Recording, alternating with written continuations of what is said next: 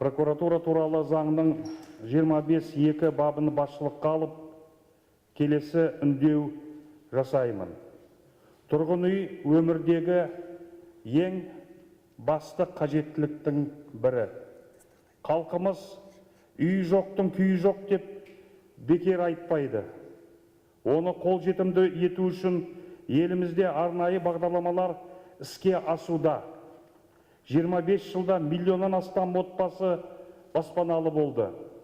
Бірақ осы мәселенің басқа да жағы бар. Кейбір құрылыс компаниялары арзан бағамен қызықтырып, күмәнді шарттар ұсынып, көп адамдарды алдап кетті. Азаматтар жылдап жинаған ақшасынан айырылып, армандаған пәтерін ала алмай қалған. 3 күн бұрын 10 қазанда жаңа заң қолданысқа енді.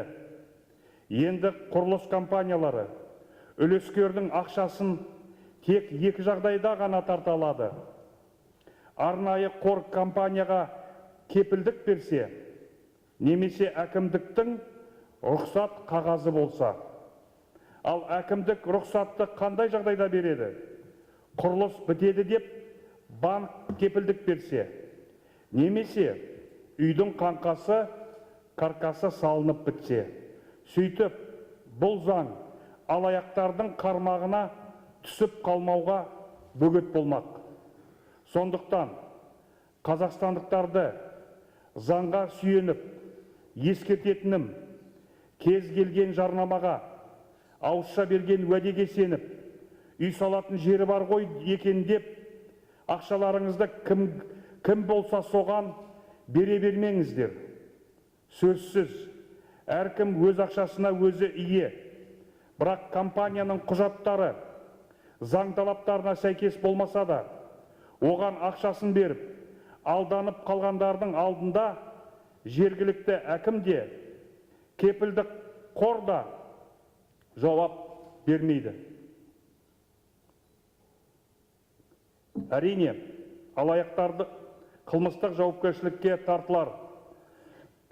Бірақ түбінде үйдің құрылысы аяғына дейін бітпей, ақшаңыз қайтарылмай қалуы мүмкін.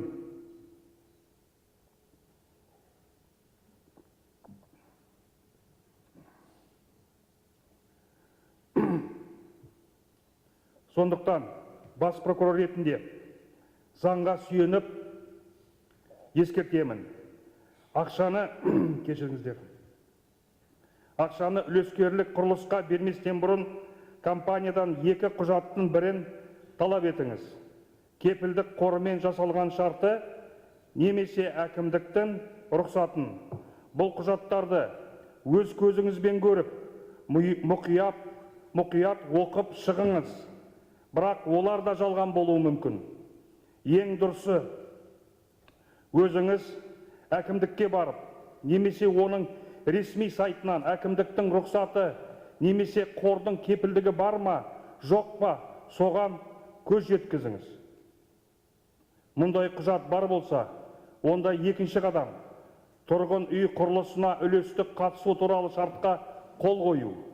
Бірақ одан бұрын оны да бастан аяқ оқып шығып, ұлттық экономика министрі бекіткен үлгілік шартпен салыстырыңыз.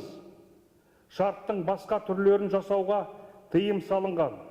Бұрын компаниялар ақша тарту үшін инвестиция жасау, бірлескен қатысу, алдын ала сату шарттарын ұсынатын.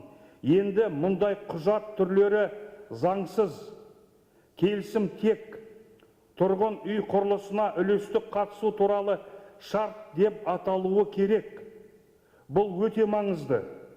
Назар аударсаңыздар, бұл шарт әкімдікте есепке алынғаннан кейін ғана жасалған және заңды күші бар деп саналады. Шарттың мазмұнында қандайды бір күмәніңіз туса, заңгерден, әкімдіктен сұраңыз, құқық қорғау органына сауал жіберіңіз. Алданып қалмау үшін осылай барынша сауатты қимылдаған жөн. Егжей-тегжейлі ақпаратты әкімдердің және арнайы ашылған үлескер KZ сайтынан алуға болады. Алаяқтардың көбеюіне өзіміз жағдай жасамайық, қадірлі азаматтар. Құқық қорғау органдарына тұрғын үй саламыз деп, халықтан заңсыз ақша жинаудың әрбір фактісі бойынша дереу қылмыстық қудалауды бастаңыздар.